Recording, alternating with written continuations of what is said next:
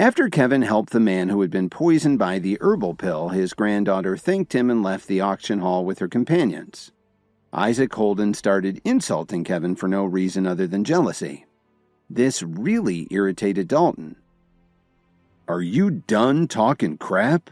Dalton said as he slapped Isaac in the face. "If you do that again, I'll throw you in the river," Isaac shouted angrily. He hadn't forgotten that Dalton had already knocked him down once this evening. "Why don't you try it?" Dalton snarled. He rolled up his sleeves as he walked towards Isaac. "Dear, please don't get angry," Miranda pleaded as she held him back. "Don't lower yourself to his level." Miranda was very disappointed.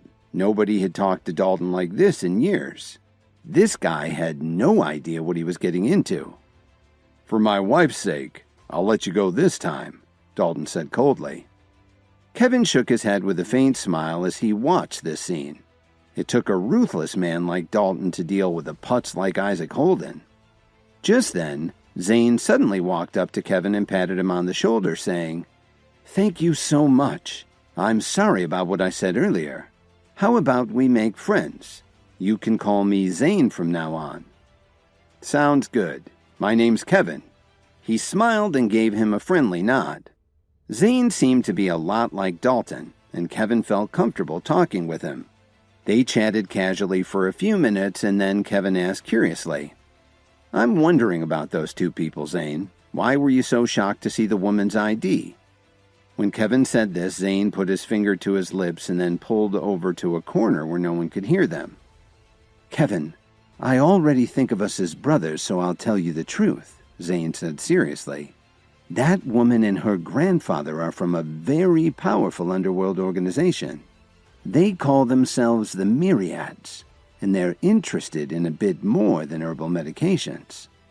I've heard of them, but I didn't know they were that much worse than any other groups," Kevin said in surprise. Zane nodded. "Those two aren't just ordinary members of the group either.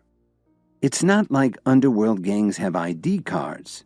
What she showed me was an ID from the School for the Healing Arts.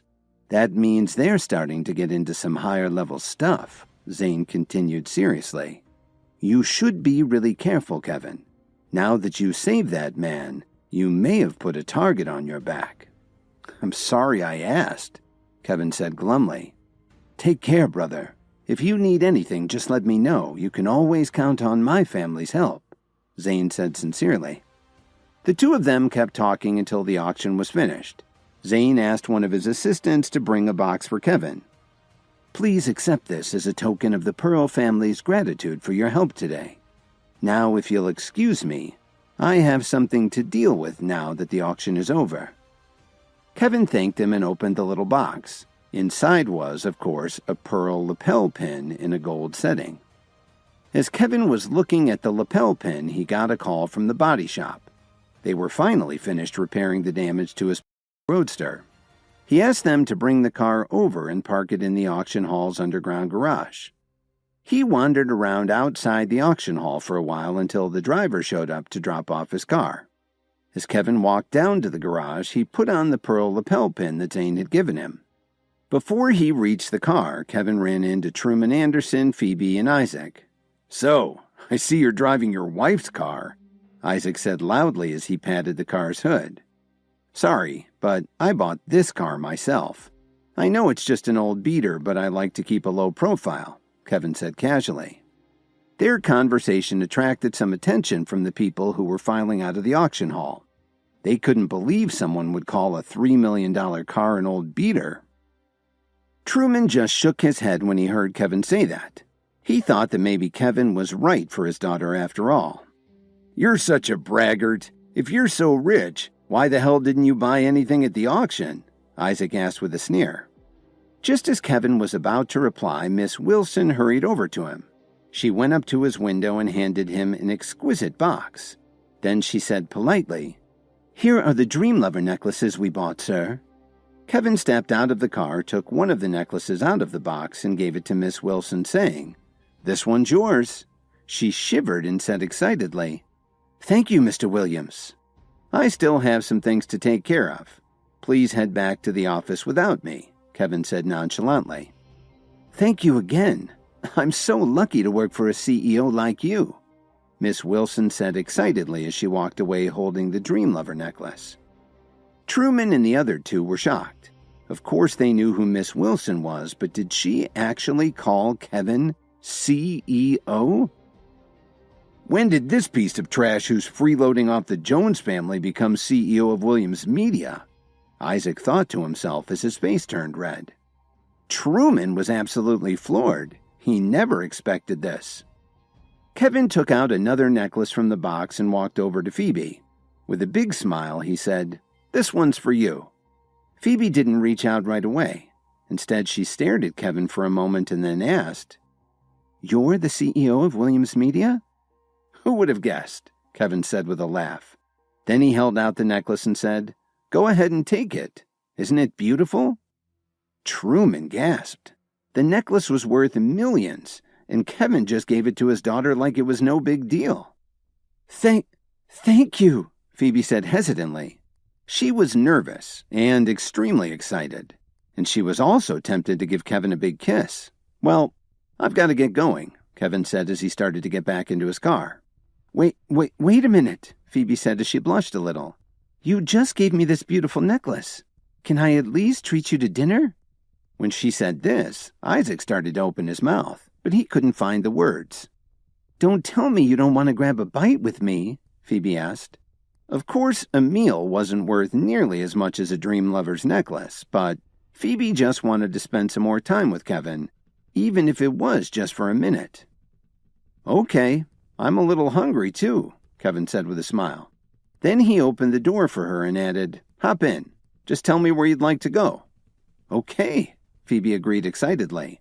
She completely ignored her father, who was still standing there watching. "Dad, tell me you're not going to let Phoebe ride off with that useless freeloader." Truman just grunted and turned around to get into his own car. At first, he didn't like seeing Phoebe hang out so much with Kevin because he believed the rumors about him and figured he didn't have many prospects. But now, it was different. Now that he knew that Kevin was the president of Williams Media, Truman had a change of heart.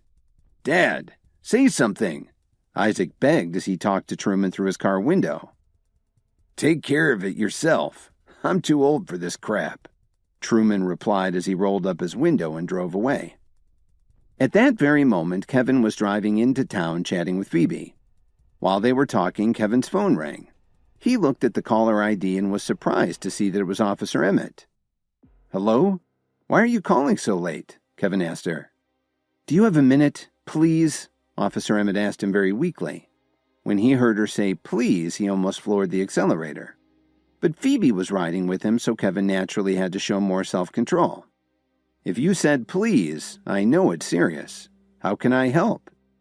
"There's definitely something I need help with. I'll be waiting for you at the Salix Leaf Hotel," Officer Emmett told him before she abruptly hung up the phone. Kevin sighed and turned to look at Phoebe. He said guiltily, "I'm really sorry about this. Everyone wants to treat me to a meal today. Do you want to go with me?" "Who is it?" Phoebe asked. She had clearly heard the conversation, and it sounded like the woman had a very close relationship with Kevin. "That was Officer Emmett from the Chicago Police," Kevin replied. "Anyway, it's not really that late yet. Why don't you come along with me? I'm sure she wouldn't mind." "No thanks. I'll just go home," Phoebe said. "It sounds like you have some business to discuss." "Okay, then I'll drop you off at home on the way," Kevin said very honestly. It seemed to Kevin that Phoebe was really too agreeable sometimes, but whoever ended up marrying her someday would be very lucky. However, Phoebe was very disappointed. She totally didn't think that Kevin would actually do what she asked. Sometimes he didn't pick up on things like that. Couldn't he tell that she really wanted to go along with him? But she figured that it was better for him to take her at her word instead of thinking that no means yes. Kevin dropped Phoebe off at her family's mansion and then headed over to the brand new Salix Leaf Hotel. The whole drive didn't take too long considering it was rush hour. Ever since Rachel had started managing the Salix Leaf Hotel complex with Kevin's help, she had developed several buildings that were very popular among tourists. Chicago residents liked to go there too. When Kevin entered the lobby, he immediately spotted Officer Emmett, who was sitting patiently by a window. He quickly walked to the sofa opposite her and sat down. But when she noticed Kevin staring at her intently, she said irritably, "If you keep looking at me like that, I'll poke your eyes out." "Well, if you do that, how can I help you?" Kevin replied as he shrugged his shoulders. Officer Emmett didn't say anything.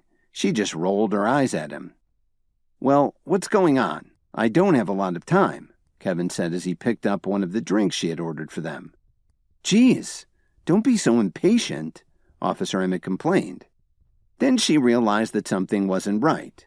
It seemed that calling Kevin for help was getting easier and easier.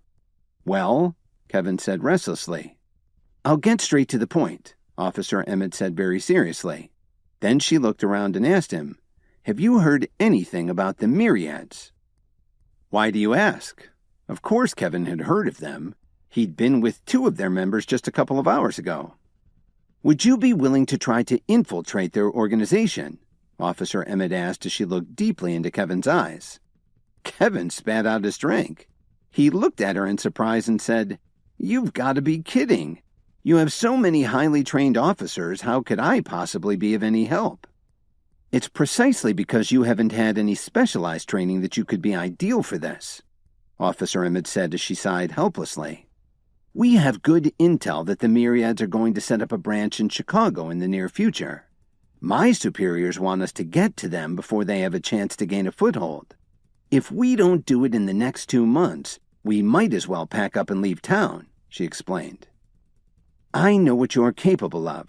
You're our only hope to get inside the group," Officer Emmett said very seriously. "Stop it. I'll help you. Just don't start crying. I'm not good with crying," Kevin begged her. Then he asked, "So where will I go to find them?" "The first prison of Chicago," she replied awkwardly. "I can set it up so you blend in." "What are you talking about?" Kevin almost jumped up from the sofa. "Are you nuts? You want me to go undercover in a prison?" "We don't have any choice. 2 days ago we arrested a man who's pretty high up in the Myriads. But no matter what we do, we can't get anything out of him," Officer Emmett explained. "And we don't have enough evidence to hold him for very long. You'd only have about 10 days.